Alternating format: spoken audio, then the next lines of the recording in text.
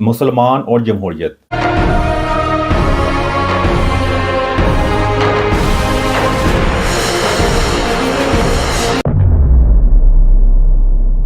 आज मैं बात करूंगा कि जमहूरियत जो है मुसलमानों के लिए है कि नहीं है। उसके लिए आपको थोड़ी सी नज़र दौड़ानी पड़ेगी। इंडोनेशिया से आप अगर शुरू करें तो नज़र दौड़ाएं इंडोनेशिया से लेकर पाकिस्तान तक, वहाँ जितने मुसलमान ममालिक आते हैं इस खित्ते के अंदर। उसके बाद फिर पाकिस्तान से आ जाइए आप तुर्किया, जो तुर्की का नया नाम है, उसके दरमियान भी सारे मिडिल ईस्ट के मुसलमान ममालिक चेक कर लें, फिर तुर्की को चेक कर लें। तुर्की से होते हुए आप नॉर्थ अफ्रीका के जितने ममालिक हैं, जिसके अंदर इजिप्ट, जो मिस्र है, फिर ट्यूनीसिया है, फिर लीबिया है, फिर अल्जीरिया, फिर मोरक्को पे आकर अगर अपनी बात ख़त्म करते हैं, तो मोरक्को जो है आखिरी मुसलमान ममालिक है पूरी दुनिया के। अगर वेस्ट तक आप आते हैं तो आप इस सारे ममालिक में चेक कर लें कि किस मुल्क के अंदर जमहूरियत जो है अपनी सही रूह के मुताबिक कायम है। तो आपको तकरीबन, मेरा ख्याल है, अगर मैं गलत भी हो सकता हूँ, लेकिन मेरी नाकिस राय के मुताबिक एक भी मुल्क ऐसा नहीं है जहाँ पे जमहूरियत जो है वो अपनी असली रूह के मुताबिक कायम है। असल बात जगह जमहूरियत होती क्या है? जमहूरियत जो होती है वो चेक एंड बैलेंस का नाम होता है, जिसमें ये होता है कि अगर आपको एक तो इज़हार राय की आज़ादी होती है, ऊपर अदारे जो होते हैं वो मजबूत होते हैं, और ये इंस्टीट्यूशन जो होते हैं मजबूत होते हैं। उसके अंदर दूसरी बात होती है कि जमहूरी अदारे जो होते हैं वो अवाम की फलाह व बहबूद के लिए कामकारी होते हैं, जिससे मिलिट्री जो होती है उस फोर्स का अहम किरदार बिल्कुल नहीं होता।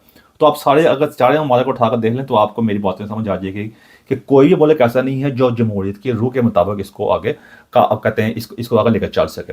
थोड़ी बहुत अगर आप उसमें थोड़ी मिसालें दे देता हूँ आपको। इंडोनेशिया, जिसमें 27 साल, काफ़ी देर बाद 27 साल तक जमहूरियत वहाँ रही। अब भी जो नया प्रेसिडेंट वहाँ पे आया हुआ है, जो नई उस वहाँ पार्लियामेंट ने अभी रिसेंटली एक कानून का पास किया, जो अभी कहते हैं साइन होने के बाद मुकम्मल लॉ बन जाएगा कि जो मिलिट्री ऑफिसर जो हैं, जो इस टाइम करंट मिलिट्री ऑफिसर हैं, अगर वो बेशक वो रिटायर नहीं भी हुए, वे कोई भी सिविलियन रूल ले सकते हैं, सिविलियन अदारों के सरबराह बन सकते हैं। यानी ये आप अंदाजा कर सकते हैं कितना बड़ा मजाक है जमहूरियत के साथ। हमारे ऐसे पाकिस्तानी के लिए ये बात कोई इतनी कोई अनहोनी नहीं है या डिफरेंट नहीं है। हमारे पाकिस्तान के अंदर तो दिन दिहाड़े सारे काम हो रहे हैं, जो सो कॉल हमने अपने आप को जमहूरी मुल्क कहा हुआ है। मैं दरअसल कहता हूँ पाकिस्तान के अंदर बास्टर डेमोक्रेसी है, यानी नजायज़ जमहूरियत। आप चेक कर सकते हैं पाकिस्तान दारों में यही हो रहा है।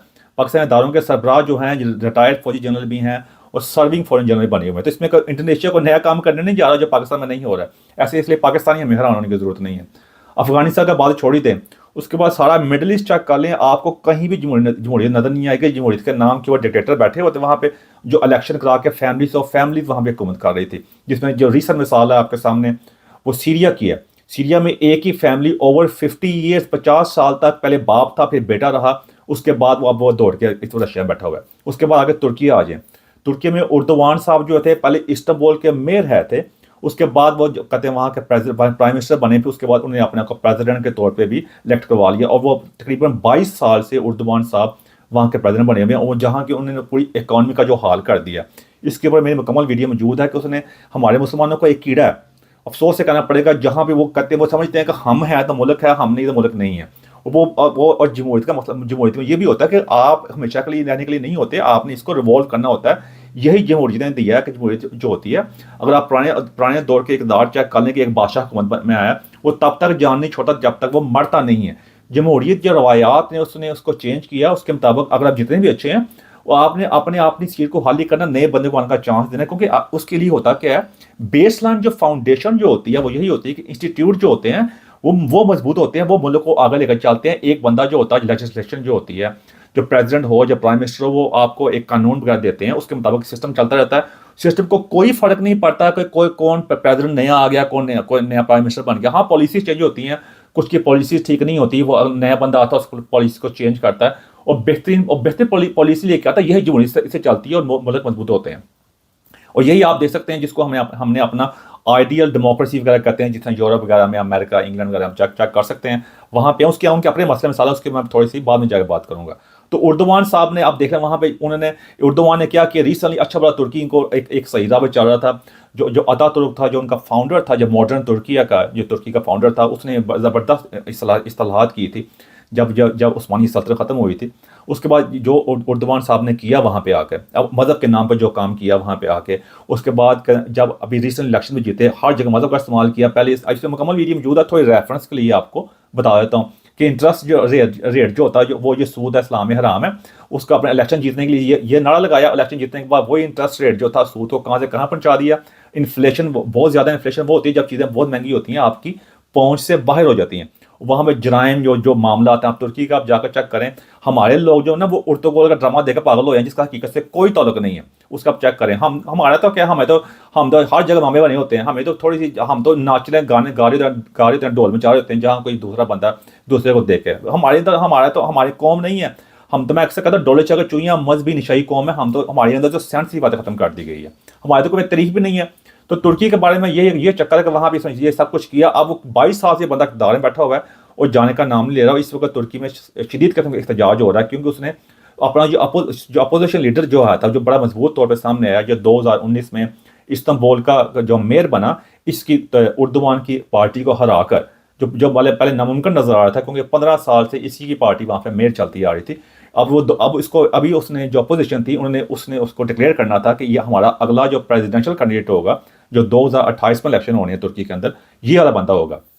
उसका नाम है इकराम इमोलो, इमोलो नाम है, इमोमोलो, इसकी उसका नाम है। अब मैं गलत मैं कह मादर चाहता हूँ मैं, तो ये बंदा, लेकिन उसने जिस दिन उन्होंने डिक्लेयर करना था कि ये हमारा कैंडिडेट होगा, उससे 2-4 दिन पहले उसको गिरफ्तार कर ली। इसलिए वहाँ पे शदीद किस्म का वहाँ पे तुर्की में एहतजाज हो रहा है। यानी ये दादा कर सकते, यही मैं बता रहा हूँ कि ये जमहूरियत इनका, हमको कि हमारे जो ये मुसलमान ममालिक के लोग जो इनके अंदर दिमाग में हन्नास बैठा हुआ है, ये अपने आप को, हर बंदा अपने आप को ग्लोरीफाई करने की कोशिश करता है, और यही वजह है जिसकी वजह अवाम में अनरेस्ट होता है। और उसमें थोड़ा आगे आता है, आपको पता ही है कि इजिप्ट में जो कुछ हुआ, एक आया, कहते हैं जो हम बड़ी देर से वहाँ, आपको पता है डिक्टेटरशिप है, फौजी हुकूमत वहाँ पे है, 1 साल के लिए वहाँ पे आया था, जो इजिप्ट की हिस्ट्री में पहली मरतबा वहाँ का प्रेसिडेंट बना था, उसको हटा हटो के फिर अब दोबारा फिर वहाँ पे सीसी साहब बैठे हुए हैं। आगे आप अल्जीरिया आ जाइए, वहाँ में जमहूरियत के नाम के ऊपर जो तुनीसिया में, अल्जीरिया में, लीबिया में जो कुछ हुआ, अब आप इस वक्त आप मोरक्को में भी चेक कर लें, वहीं बादशाहत है, जमहूरियत के नाम पे है। तो ये सब चीज़ें आपके सामने हैं। अब इसमें आप लोग कहेंगे ये बाकी अफ्रीका, अब इसमें अफ्रीका के मुल्क भी अपने आ जाते हैं, वो तो गुरबत के मसाले, वहाँ पे कई मुसलमान मालिक वगैरह पे हैं, साउथ अमेरिका में चक्कर है, इसलिए मैं उनकी बात नहीं कर रहा हूँ, उनके ऊपर मेरी ज़्यादा वीडियो जाकर मौजूद है, आप जाकर चेक कर सकते हैं। बात कहने की ये है कि कोई भी निज़ाम परफेक्ट नहीं होता, मैं मुझे कहता होता हूँ कोई भी निज़ाम परफेक्ट नहीं होता, लेकिन होता है कि जमहूरियत जो होती है, जब कोई भी निज़ाम जो होता है, आवाम को जब फंडामेंटल जो बेसिक चीज़ें जो होती हैं वो फ्राहम हो रही हो, तो मेरा अपना एक चीज़, हालांकि मैं लोग कहेंगे यार तो जमहूरियत के खिलाफ है, नहीं, मैं जमहूरियत के खिलाफ नहीं हूँ। मैं माज ये है कि अवाम जो भी इंसान पैदा होता है ना, वो उसको कुछ बेसिक चीज़ें चाहिए होती हैं, उसको बेसिक चीज़ें जो होती हैं अगर मिल रही होता है, उसके लिए कोई मसला मसाइल नहीं होता, उसको इससे कोई इतनी खास गर्ज नहीं होती कि जमहूरियत हो, डिक्टेटरशिप हो और जो कुछ मर्जी हो। जैसा कि आप छोटी सी मिसाल आपके सामने पेश करता हूँ, जैसे ये यूएई वगैरह है, अब ये भी तो मुसलमान मालिक है ना। अब मैं ये नहीं कह रहा वहाँ परफेक्शन है, परफेक्शन की भाई परफेक्शन ढूंढ ना करें, परफेक्शन कहीं दुनिया में किसी मुल्क के अंदर नहीं। आप किसी मिसाल की ले लें, अमेरिका की ले लें, इंग्लैंड की ले लें, यूरोप में किसी कंट्री की ले लें, नॉर्वे, जिसकी मर्जी ले लें, वहाँ उनके भी अपने मसले मसाइल हैं, और उसके बारे में थोड़ी सी टच बेस मैं बाद में करता हूँ। अब यूएई वगैरह में जब इंसान जब पैदा होता है ना, उसको 2-4 चीज़ें चाहिए होती हैं। एक उसको चाहिए होती है आज़ादी, राय की आज़ादी, अपनी अपनी कहते हैं प्रोटेक्शन चाहिए होती है। फिर उसको कहते हैं रोजी रोटी कमाने के लिए एक मौके चाहिए होते हैं, एजुकेशन तालीम चाहिए होती है, साफ़ पानी, सेहत के मामला जो होते हैं ना, ये उसकी इज़्ज़त नफ्स की हिफाजत चाहिए होती है। और जब उसके मामला ख़राब हो तो उसको इंसाफ चाहिए होता है। ये कुछ मामला बेसिक्स होते हैं, ये उसको मिल रहे हों तो उसको जमहूरियत दे दे या कोई और निज़ाम दे दे, तो कोई मसला नहीं पड़ता। अब हुआ यह है कि इन यूएई वगैरह ने और बाकी ये जो ममालिक हैं, कतार वगैरह जो हैं, इन्होंने ये चीज़ें फ्राहम की हैं। अब काफ़ी हद तक चाइना की पॉपुलेशन बहुत ज़्यादा है, 1.4 बिलियन पीपल है, यानी 1 अरब 40 करोड़। और चाइना दुनिया का वाहिद मुल्क है जिसने मॉडर्न हिस्ट्री के अंदर 20 साल में अपने गरीब लोगों को उठाकर इस मिडिल क्लास में ले आया, और वहाँ पे मामला आता है। अब वहाँ पे भी कहते कोई जमहूरियत नहीं है, वहाँ पे जो है जो आज़ादी राय की, वो उस तरह आज़ादी नहीं जिस तरह हम सोच देख रहे होते हैं। लेकिन देखा जाए तो उन्हें अवाम को सारी चीज़ें फ्राहम की हैं, चाइना को कहाँ से कहाँ पहुँचा दिया। लोगों के एक नेशनल प्राइड है, वो बाहर जाते हैं फ़ख्र से। अब वो वेस्ट को जो कभी नामुमकिन नजर आता था, उसने वो हर मैदान में टक्कर दी है, बल्कि काफ़ी आगे निकल गए हैं उस लिहाज से। टेक्नोलॉजी में चेक कर सकते हैं, ओवरऑल इंफ्रास्ट्रक्चर के अंदर ओवरऑल हर लिहाज से उन्हें टक्कर दी है। यहाँ मेरा पॉइंट अब आपको बताने की कोशिश करूँगा। बात यह है कि अगर आपको ये आवाम को ये चीज़ें फ्राहम कर रहे हो ना, फिर आप बेशक 20 साल से रह रहे हो, हुकूमत कर रहे हो, 10 साल हुकूमत कर रहे हो, कोई इतना खास फर्क नहीं पड़ता। लेकिन हम हर चीज़ में मुनाफा करना, हम जमहूरियत में हम अपना सही तरह डिलीवर कर सकें या सही मामला कर सकें। डिक्टेटरशिप के अंदर ही हमारी मुनाफा तो उसके वो 2 नंबरी करते हैं। उसके ऊपर बात इस्लाम का हमने वैसे टक्के टोकरी कर दिया हुआ है, अपने नाम पे इस्तेमाल किया। हमारे मुल्क में जो इस्लाम का हाल हो रहा है, वो जो उर्दवान साहब जिनने अपने मुल्क के अंदर जो किया इस्लाम के नाम के ऊपर, बाकी भी सारे मामले चेक कर सकते हैं। आप उर्दन चेक कर लें, जो उर्दन का जो शाह हुसैन का उसका बेटा जो है वो जो इस वक्त आपने जो वहाँ बना हुआ बादशाह बन के, जो आपने कहता है मैं हज़रत मोहम्मद सल्लल्लाहु अलैहि वसल्लम हमारे नबी की औलाद में से हूँ, और वहाँ हरकतें सारी चेक कर लें इनकी सारियाँ। ये बात में ये कहने की मुख्तसर ये है कि जमहूरियत हो, डिक्टेटरशिप हो, मजहब हो, हर लिहाज से हमने दो नंबरी मुनाफकत करके आज हमने इस मुकाम पर पहुंचा दिया, और यही सबसे बड़ी वजह। इसी वजह से हमारे सारे मुसलमान मालिक के जो लोग हैं वो डंकियां लगाकर इन गैर मुस्लिम मालिक में क्यों जा रहे होते हैं, हालांकि इस्लाम के ये गरीब मुस्लिम मालिक हर बंदा है ना वहाँ पे गरीब मुस्लिम मालिक से जो आया हुआ है, आपने को इस्लाम का नंबरदार समझा, बड़ी बातें कर रहे होते हैं, लेकिन जाना वही चाहते हैं उन्हीं मुल्कों के अंदर।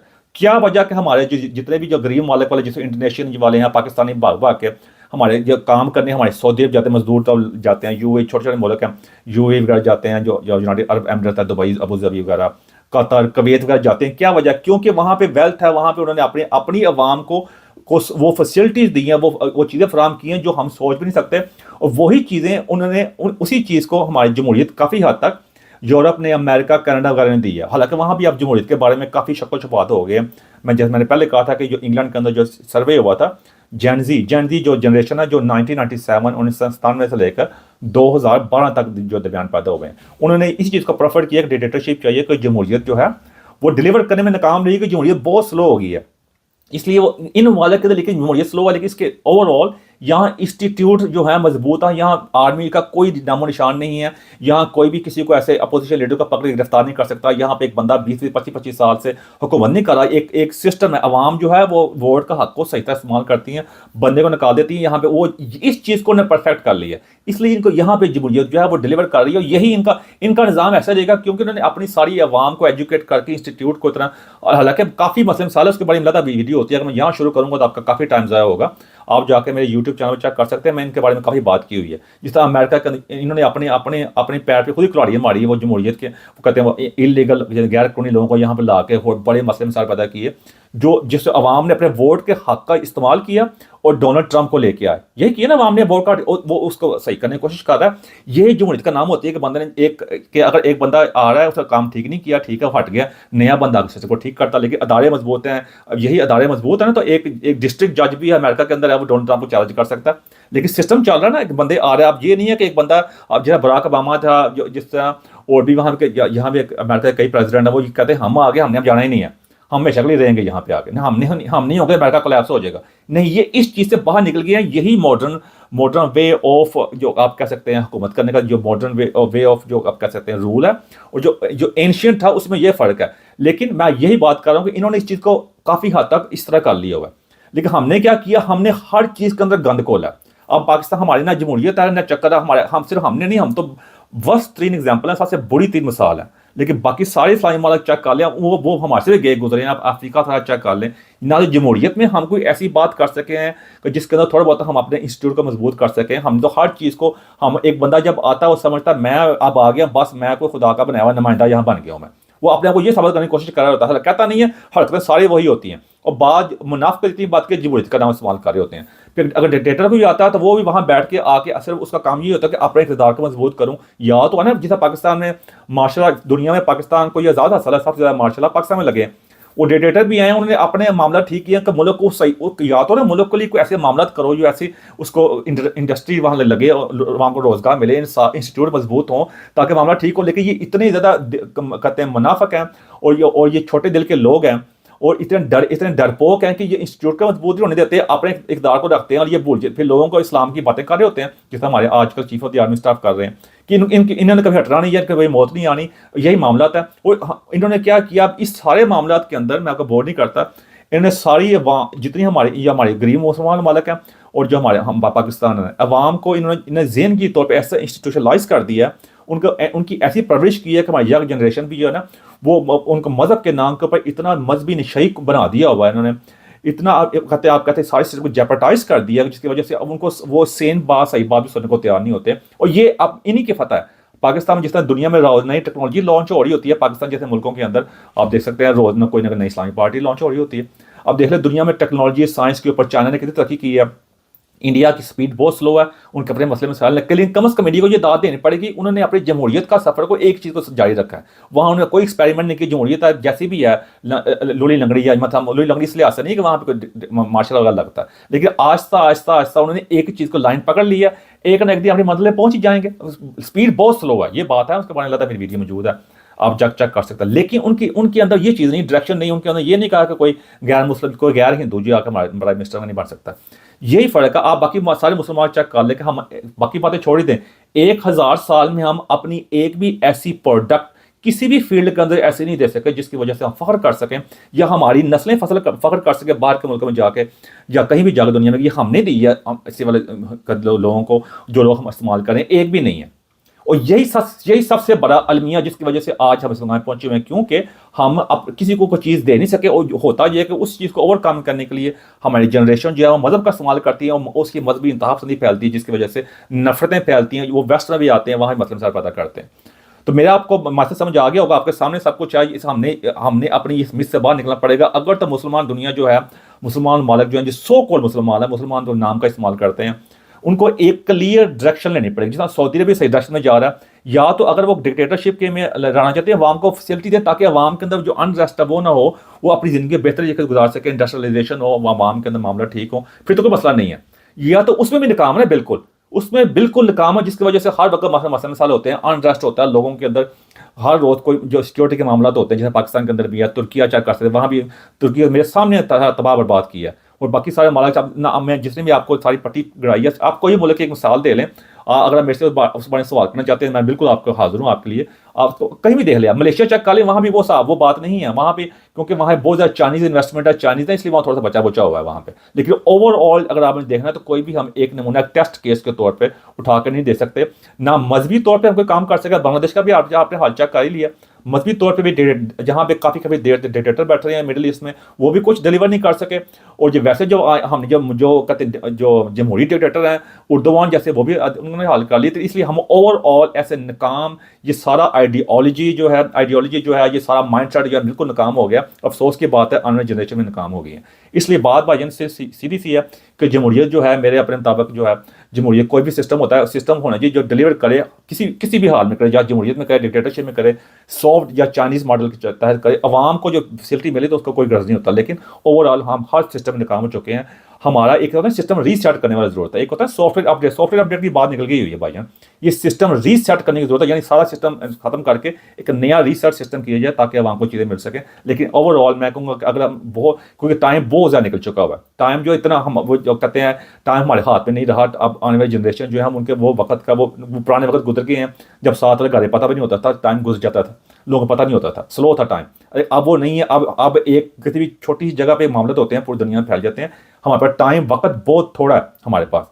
हमारे आने वाली नस्लों को तबाह बर्बाद कर रहे हैं। जमहूरियत इसका हल नहीं है, जो इसका हल ना डिक्टेटरशिप है, इसका हल ऐसा सिस्टम है जो कोई भी सिस्टम भी क्यों ना हो, बेशक वो मिक्स सिस्टम हो, लेकिन आवाम को वो डिलीवर कर सके, आवाम को ताकि बेसिक फैसिलिटीज मिल सके।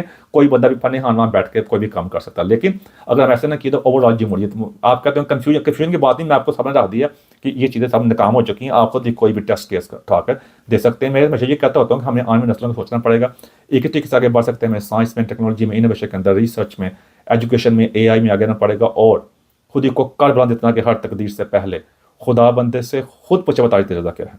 एंड में मेरे को ऐसी बात जब क्वेश्चन लगी उसे मदद चाहता हूँ मैं। Thank you very much.